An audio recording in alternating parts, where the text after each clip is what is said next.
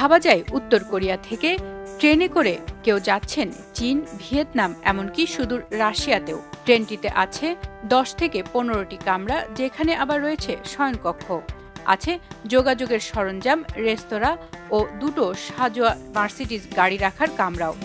বলছি উত্তর কোরিয়ার নেতা কিম জং উনের ব্যবহার করা সবুজ রঙের ব্যক্তিগত ট্রেনের কথা। বলা হয় উত্তর কোরিয়ার পুরনো যাত্রীবাহী উড়োজাহাজের তুলনায় এই বুলেট প্রুফ ট্রেন অনেক বেশি নিরাপদ ও আরামদায়ক। ভারী অস্ত্রে সজ্জিত যানটিতে রয়েছে শক্তিশালী আর্মার সিস্টেম, অনবোর্ড মর্টার সহ রাডার ফাঁকি দেওয়ার সক্ষমতা। ঘণ্টায় সর্বোচ্চ 50 কিলোমিটার গতিতে ছুটতে পারে ট্রেনটি। এতে উনের বিশাল সফরসঙ্গী, নিরাপত্তা কর্মী, খাবার ও অন্যান্য সুবিধার বন্দোবস্ত রয়েছে। 2011 সালের শেষ দিকে উত্তর কোরিয়ার নেতৃত্ব গ্রহণ করার পর উন এই ট্রেনেই চীন, ভিয়েতনাম ও রাশিয়া সফর করেছেন। চলুন জেনে নিই কি আছে এই ট্রেনের ভেতরে। অনেক বছর ধরেই উত্তর কোরিয়ার নেতারা এই ধরনের ট্রেন ব্যবহার করছেন, কিন্তু ঠিক কতগুলো ট্রেন ব্যবহৃত হচ্ছে তা স্পষ্ট নয়। তবে ধারণা করা হয় নিরাপত্তার কারণে একাধিক ট্রেন ব্যবহার করা হয়ে থাকে।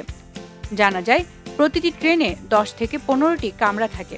কিছু কামরায় থাকে শয়নকক্ষ, অন্য কামরাগুলোতে থাকেন নিরাপত্তা কর্মী ও চিকিৎসা কর্মীরা। এছাড়াও ট্রেনে উনের কার্যালয়, যোগাযোগের সরঞ্জাম, রেস্তোরাঁ ও 2টো সাজোয়া মার্সিডিজ গাড়ি রাখার কামরাও থাকে। ইতিহাস থেকে জানা যায় উত্তর কোরিয়ার প্রতিষ্ঠাতা নেতা কিম ইল সু, যিনি কিম জং উনের দাদা ছিলেন, তিনি 1994 সালে মৃত্যুর আগ পর্যন্ত নিয়মিত ট্রেনে করে বিদেশ সফর করতেন। কথিত আছে উড়োজাহাজে উঠতে ভয় পেতেন বলেই ট্রেনে ভ্রমণ করতেন কিম জং উনের বাবা কিম জং ইলও। আর এসব থেকেই গুঞ্জন রয়েছে কিম জং উনও হয়তো কিছুটা ভয় পান বিমানকে।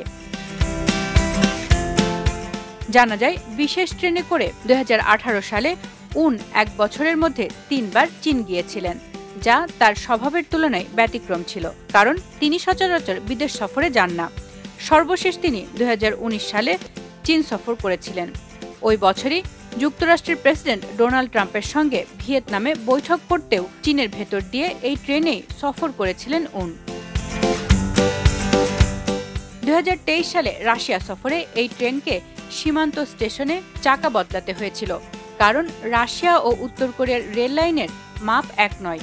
তবে চীনের ক্ষেত্রে এমন দরকার হয় না, কিন্তু সীমান্ত পার হওয়ার পর স্থানীয় রেল ব্যবস্থার সঙ্গে খাপ খাওয়াতে ও সংকেত বোঝার সুবিধার্থে এই ট্রেন টেনে নেয় চীনের লোকোমোটিভ, যা এক ধরনের ট্রেনের ইঞ্জিন। এবার চীন জাপান যুদ্ধ ও দ্বিতীয় বিশ্বযুদ্ধের সমাপ্তির 80 বছর পূর্তি উপলক্ষে বিজয় দিবস কুচকাওয়াজের অনুষ্ঠানে অংশ নিতে 2 সেপ্টেম্বর মঙ্গলবার চীনে পৌঁছেছেন উন। 3রা সেপ্টেম্বরের এ আয়োজনে অংশ নেবেন রাশিয়ার প্রেসিডেন্ট ভ্লাদিমির পুতিন সহ আরও 26 দেশের রাষ্ট্রপ্রধানরা।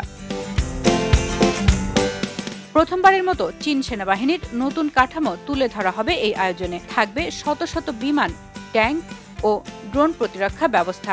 হাজার হাজার সেনা ও সাবেক যোদ্ধা তিয়ানআনমেন স্কোয়ার দিয়ে মার্চ করবেন।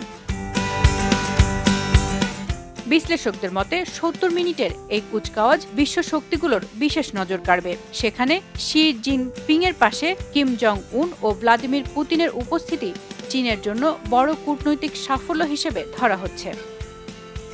ফারহানা তাহিদ তিথি, খবরের কাগজ।